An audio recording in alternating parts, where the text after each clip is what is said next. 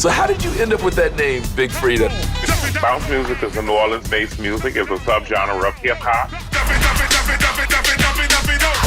Tell me about Beyonce. My publicist called and said that Beyonce want to talk to you. And I was like, well, girl, why are you still on the phone? People who were black and gay often played important roles in the church. I didn't think that I would be where I'm at now. It took a lot out of me. I had to really dig deep to do this because I did it 6 months after my brother was killed. You gotta see if you can teach me how to twerk. You ready? Hey family, it's Carlos Watson back with a very special episode. Now, those of you who know Big Freedia, you love her. You love her music, you love the New Orleans about her, you love everything. Even Beyonce loves her. But she's more than just a wonderful musician, she's a very special person. We had a very candid conversation, how she grew up, how she made it, and what comes next. And guess what? The kid even twerks. Enjoy. How are you? I'm good, how are you? Where are you right now? Where have you been? In New Orleans, I'm at home. I mean, I haven't traveled too much, with this COVID going on. Lots of virtual performances and stuff, so can't wait to get back on the road. You know how that go.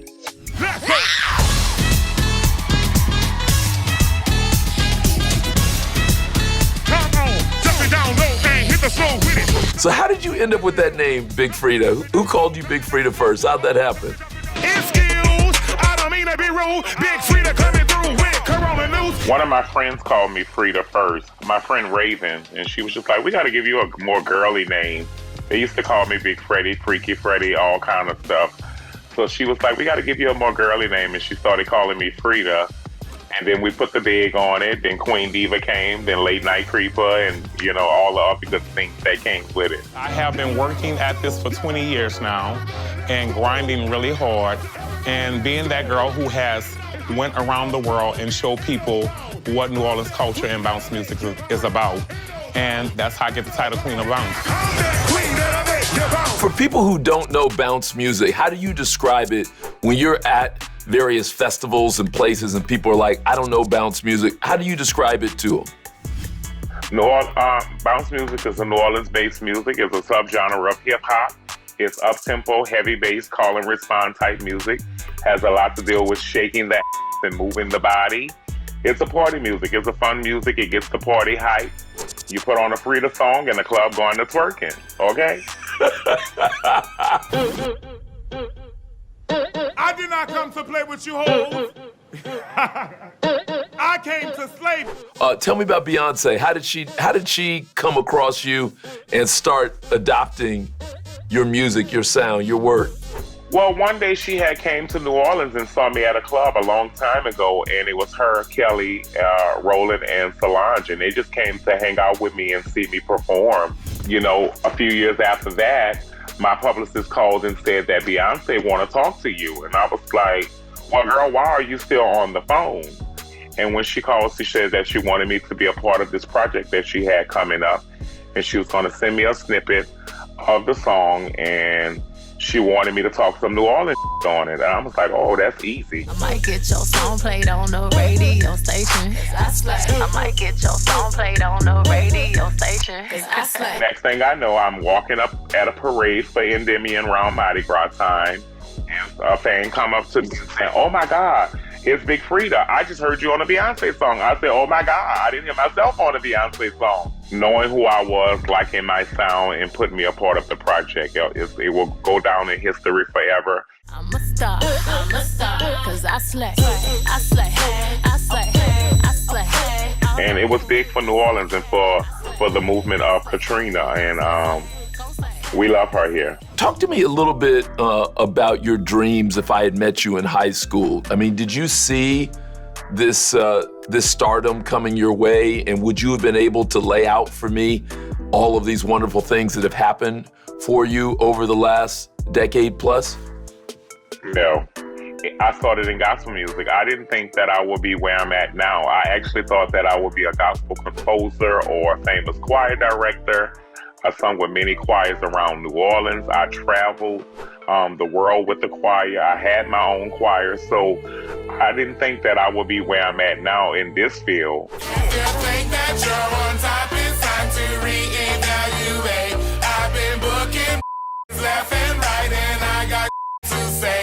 people who were black and gay often played important roles in the church, but I felt like there was almost a don't ask, don't tell. Everybody knew, but I felt like the conversation didn't always happen out loud. What was your experience like? Everybody knew. I mean, I was the choir director, and the organist was gay, and we had other gay choir members. So it wasn't something that was always brought up, you know? It was just, you just roll with it, and they accepted it. They loved us for who we were. We didn't have to hide or be closeted. And that was the most important thing, that they still accepted it. If they talked about it, they talked about it amongst themselves, and we didn't know.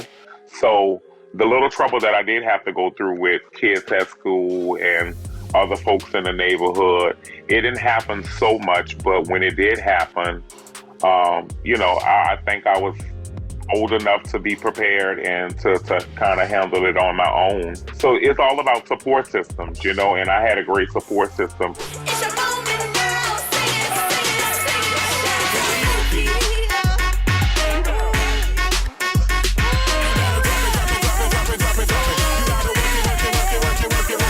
And what was the moment when you knew that you were breaking through or that you had broken through? Like, was there a moment when someone recognized you or when something happened where all of a sudden you were like, this is different? Listen, things happen. I actually, you know, the music was always around.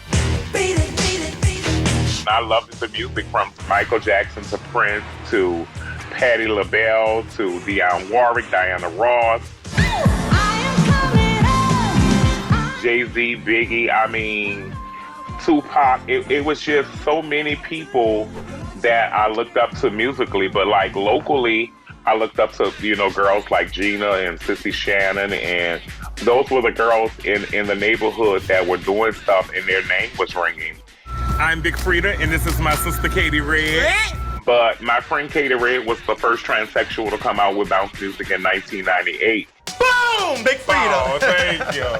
And me and Katie were friends, and I started to help Katie out, background Katie, go to the studio and do some recordings with Katie. I never looked back since. Were you out and open even as a teenager? Oh, most definitely. I came out to my mom at 13.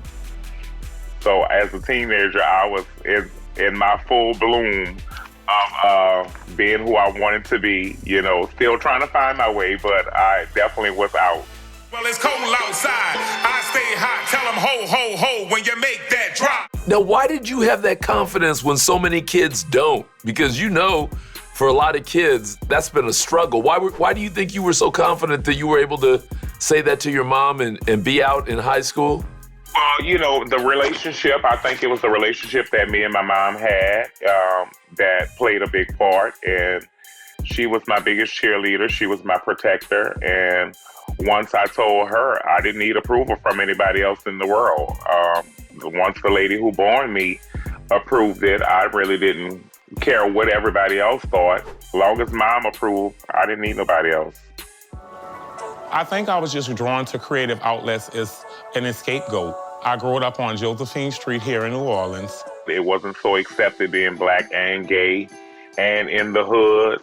Fight for who we wanted to be and stand up. My mama used to always say, you better go back out there and be a man and kick their ass. I'm the one and only Big Freedia from New Orleans, Louisiana.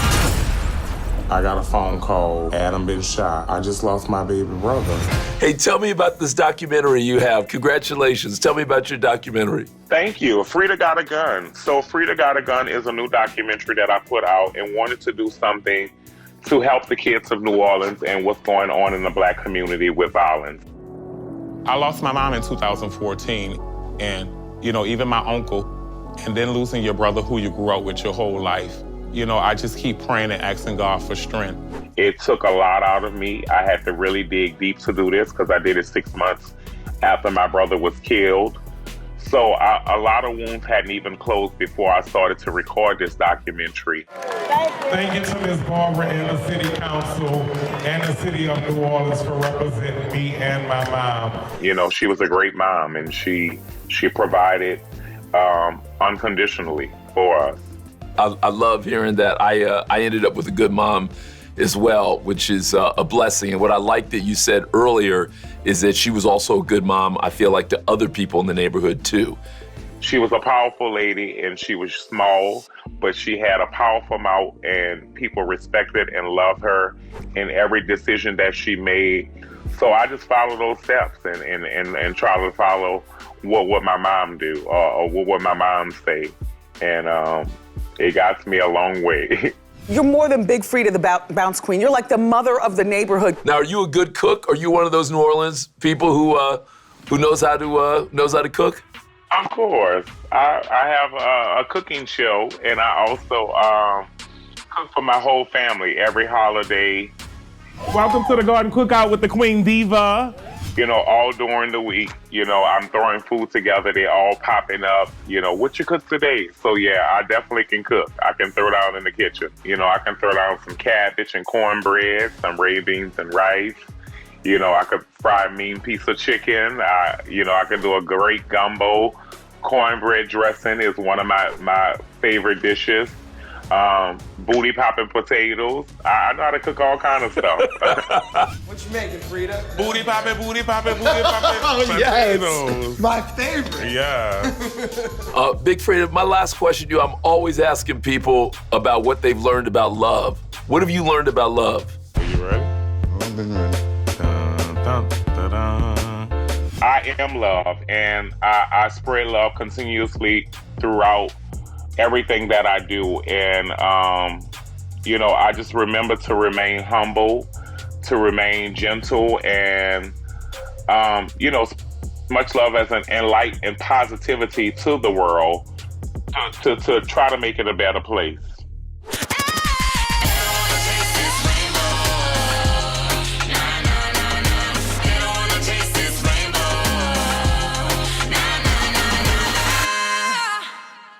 We got to do one last thing. What's that? Got to see if you can teach me how to twerk. Teach me how to twerk. You ready? Okay, let's see what we can do. So you got to turn around so I can see now. Give it a bend. Give it a bend, okay. And you got to make it go in a circle. I don't know if I can make it shake in a circle. Okay, let's see if I can do it. Am I doing it? Or am I just embarrassing myself? Okay. Big Freedia, I think I'm gonna have to leave that to you. When I see you in person, I'm gonna give you a little lesson, a little tutorial, okay? Drop to the beat, drop to the beat, drop to the beat, drop to the beat. Big Freedia, I appreciate you. I really do. And I'm looking forward to coming to New Orleans and eating well and learning how to twerk. Yeah, as soon as this COVID is over, we gonna do that, make it happen.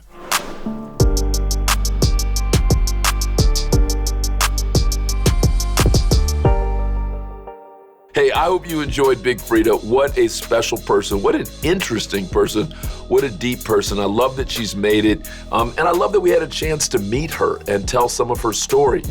If you want to get to know her even better, she's got a wonderful memoir coming out, so do not miss that. Big shout out to her mom. May she rest in peace. Clearly, she had a very special mom. You know, I've got a thing for good people and good moms. I'll see you soon. Make sure you subscribe. Tell your friends about this. And you know what? This is a podcast you should listen to. You're going to enjoy this episode. I'll see you soon.